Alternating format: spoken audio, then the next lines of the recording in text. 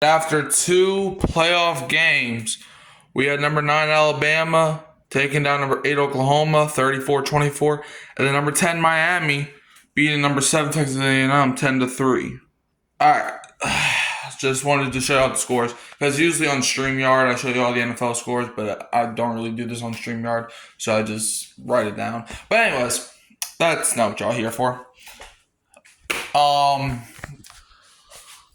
I was gonna make a video last night about the Alabama Oklahoma game, but I was like, I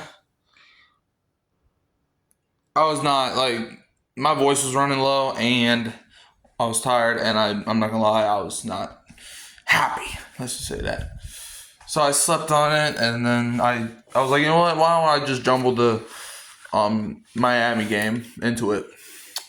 So with Alabama's win, they will be playing Indiana next week. That should be a fun matchup. And Miami's playing Ohio State next week. Yeah, they're going to get creamed by Ohio State. I even said it during the game. The winner of this game, they're not going to last long. Obviously, someone had to win, but they're not going to last long. Let's start on the Alabama game. It was a tale of two halves. Well, honestly, it was a tale of two quarters in the first half. I mean, Oklahoma, they started off the game amazing, to the point where I thought this was just going to be a Georgia SEC championship beatdown again. And I even picked Oklahoma to win the game going into it. I just thought that Oklahoma defense was going to be too much for Alabama to handle. But, and to my credit, it started out that way. In fact, Oklahoma's defense is not the reason Oklahoma lost the game last night. Yeah, Alabama scored 34 points. 7 of them came off the pick six. 3 of them came off of a fumble on a punt. So that's 10 points right there. That's a 10-point swing. And Oklahoma was up 17-0, and then 3 minutes later, it's tied up at 17. Alabama just took advantage of everything Oklahoma failed to do last night.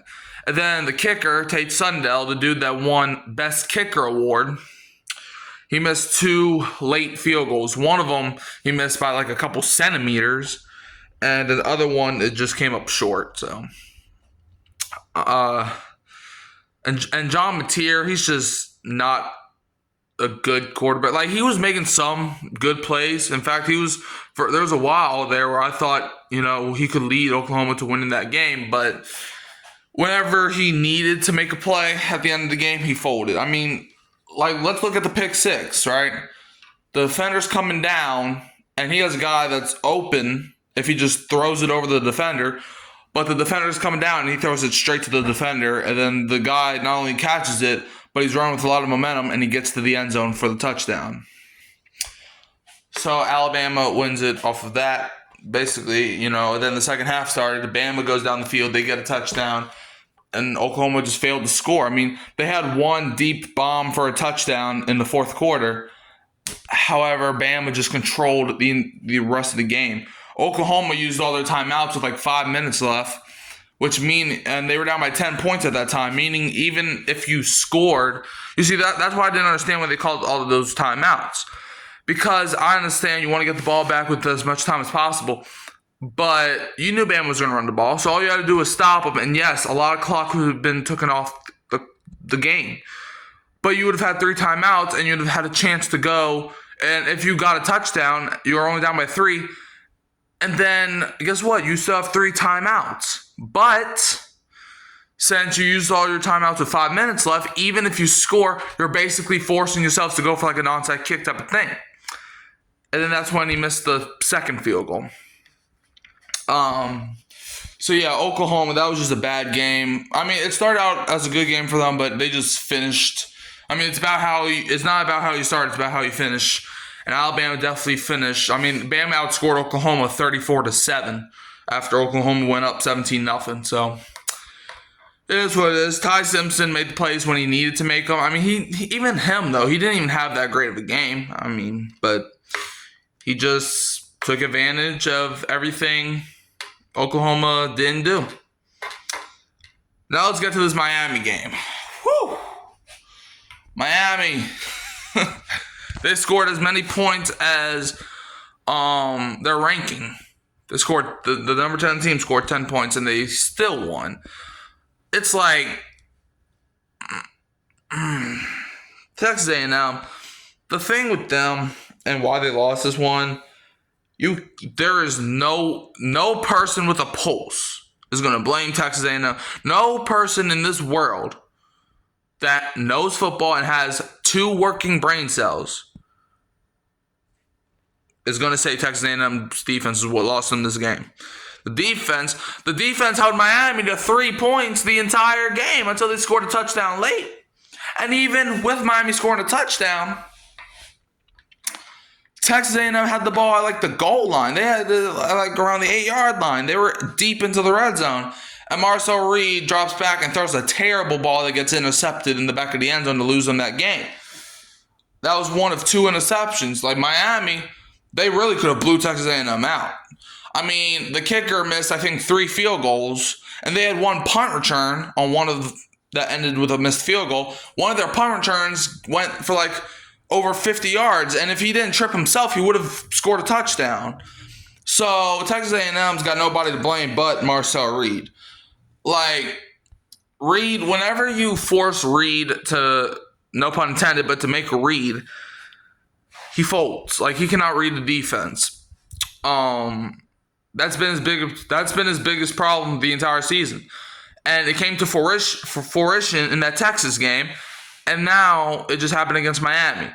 Like, and he wasn't like when you take away Reed's legs, like they did today, he's not going to be able to win you this game or any game.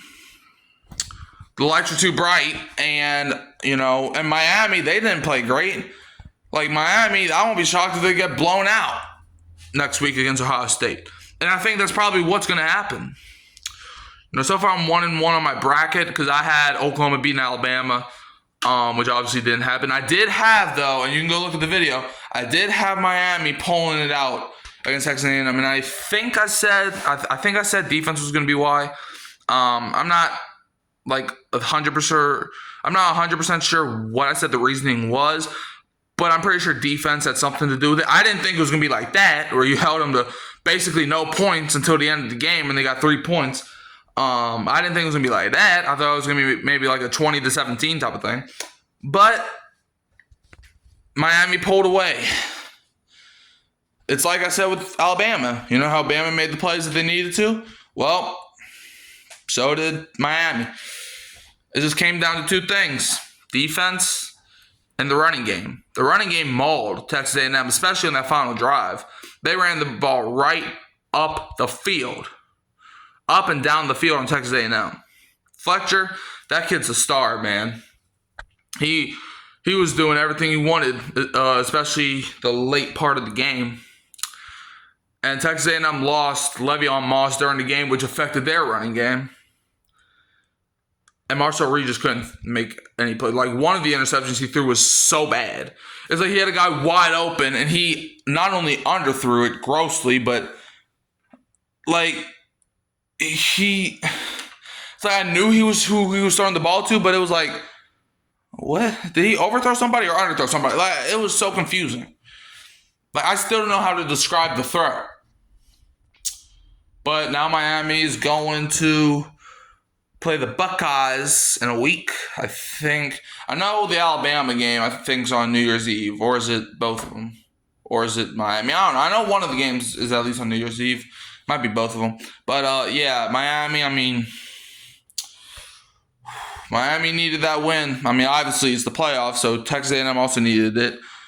But it's like, Miami, I think, probably needed it a little bit more because a lot of people, if Miami lost this game, if Miami would have lost today, you know what the conversation would have been? Was the committee wrong about putting them in over Notre Dame? Interesting. Well, I mean, I don't really have a dog in the fight. Notre Dame, Miami, it's like, I don't know. I don't know if this game proved anything. Miami, they played a top 10 team according to the committee, and they destroyed them 10-3. I mean, like, even though the score may have not looked good, it was still a fun game to watch defensively. if you're a defensive fan. Like, there was even some offensive highlights from here and there. Most of in fact, I think Miami had the ball in like the red zone like 3 different times, but they could only come away with 3 points until they got the touchdown with like under 2 minutes left, which I'm surprised he scored, because I thought when he scored a touchdown, I was like, that actually might be good for Texas A&M, because now you have all the field or you have all the time now, but it doesn't matter when Marcel Reed is your quarterback. And look, Reed, I feel like he has a lot of potential. But the thing that he struggles with is reading a defense. He just can't read a defense. Like, if you can't read a defense, you can't play. Or you're just going to play like that. So, but anyways, how y'all feeling about the game? So the Tulane game's on right now. It's going how you would probably expect it to go. You can also find me at Hurricane Mike Kyle Phelps and Keeping It Real Who Dat Sports Podcast. Don't forget to like, subscribe, share, turn the bell on so you don't miss another upload.